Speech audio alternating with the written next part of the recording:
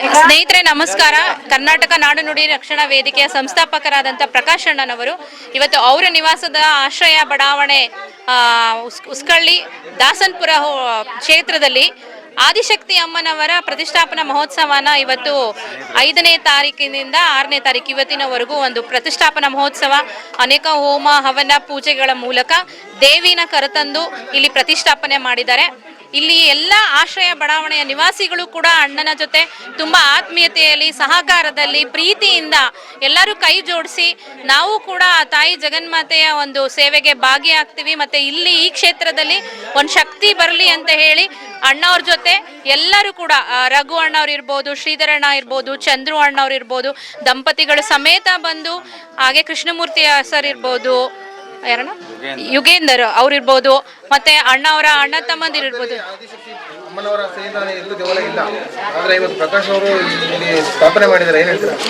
ನೋಡಿ, ಆ ತಾಯಿ ಸಂಕಲ್ಪ ಇರ್ಬೋದು. ಯಾಕಂದ್ರೆ ಈ ಕ್ಷೇತ್ರದಲ್ಲಿ ಒಂದು ಶಕ್ತಿ ಇದೆ ಅನ್ನೋದಕ್ಕೆ ಇವತ್ತು ಅಮ್ಮನೇ ಇಲ್ಲಿ ಬಂದು ಕೂತಿರೋದಕ್ಕೆ ಕಾರಣ.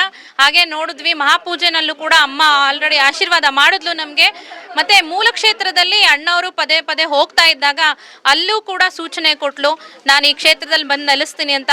ಯಾವುದೇ ತಂಟೆ ತಕರಾರು ಇಲ್ದಿರ, ಯಾವುದೇ ತೊಂದರೆ ಇಲ್ಲ. ನೆನ್ನೆ ಮಳೆ ಎಲ್ಲ ಕಡೆ ಜೋರಾಗಿ ಬಂದಿದ್ರು ಕೂಡ ಇಲ್ಲಿ ಹನಿ ಹನಿ ರೂಪದಲ್ಲೇನೆ ಹೋಮ ಹವನಕ್ಕೂ ತೊಂದರೆ ಕೊಡ್ತೀರಾ ಈ ಕ್ಷೇತ್ರದಲ್ಲಿ ಬಂದು ನೆಲೆಸಿ ಶಕ್ತಿ ತುಂಬಿ ಇಷ್ಟೂ ಜನ ಇವತ್ತು ತುಂಬ ಪ್ರೀತಿಯಿಂದ ಸಂಭ್ರಮಾಚರಣೆ ಮಾಡ್ತಾ ಇದ್ದಾರೆ ಅಂದರೆ ಇದೇ ಕಾರಣ.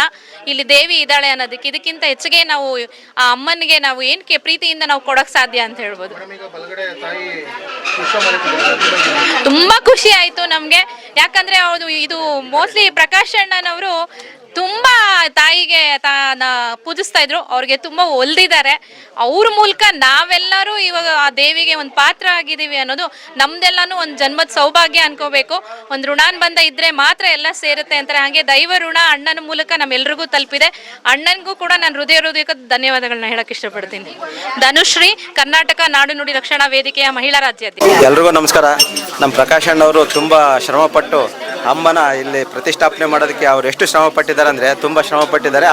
ಅದೇ ಥರ ಅಮ್ಮನೂ ಕೈ ಎತ್ಕೊಂಡ್ಬಂದು ಇಲ್ಲೇ ನೆಲ ನಿಂತಿದ್ದಾಳೆ ಅಂದರೆ ಅವ್ರ ಭಕ್ತಿಗೆ ತುಂಬ ಮೆಚ್ಚಿದ್ದಾರೆ. ನಮಗೆ ಈ ಲೇಔಟು ಇದೆಲ್ಲದಕ್ಕೂ ನಮ್ಮ ಪ್ರಕಾಶ್ ಅಣ್ಣರ ನೇತೃತ್ವದಲ್ಲಿ ಎಲ್ಲನೂ ಒಳ್ಳೆಯದಾಗಬೇಕು. ಜೊತೆಗೆ ನಮ್ಮ MLA ಸಾಹೇಬ್ರು ಇವತ್ತು ಬರ್ತೀನಿ ಅಂತ ಹೇಳಿದರು. ಕಾರಣಾಂತರದಿಂದ ಯಡಿಯೂರಪ್ಪನವರ ಪ್ರೋಗ್ರಾಮ್ ಇರೋದ್ರಿಂದ ಊಟದ ವ್ಯವಸ್ಥೆ ಎಲ್ಲ ಅಲ್ಲಿರೋದ್ರಿಂದ ಅಲ್ಲಿಗೆ ಹೋಗಿದ್ದಾರೆ. ಆದರೂ ಬಂದು ಹೋಗ್ತಾರೆ ಒಂದ್ಸರಿ. ಶ್ರೀಮಂತರು ಅಧಿಕಾರದಲ್ಲಿ ಅನುಭವಿಸಿದವರು ಯಾರು ಒಂದು ದೇವಾಲಯ ನಿರ್ಮಾಣಕ್ಕಾಗಿ ಬಡವರು ಸಹಿತ ಯಾರು ಬರಲ್ಲ. ಆದರೆ ಏನೂ ಇಲ್ಲದೆ ಈ ದೇವಾಲಯ ನಿರ್ಮಾಣ ಮಾಡಿದ್ದಾರೆ ಪ್ರಕಾಶ್ ಅವರು. ಏನು ಹೇಳ್ತಾರೆ? ತುಂಬ ಸಂತೋಷ ಆಗುತ್ತೆ. ಯಾಕಂದರೆ ಅವರು ಸಾಧನೆ ಜೊತೆಗೆ ಅವರು ಯಾವುದೇ ನಿಸ್ವಾರ್ಥತೆ ಭಾವನೆ ಇದ್ದ ಬಂದಿಲ್ಲಿ ನಿಜವಾಗ್ಲೂ ಅವರು ತುಂಬ ಸೇವೆ ಮಾಡಿದ್ದಾರೆ.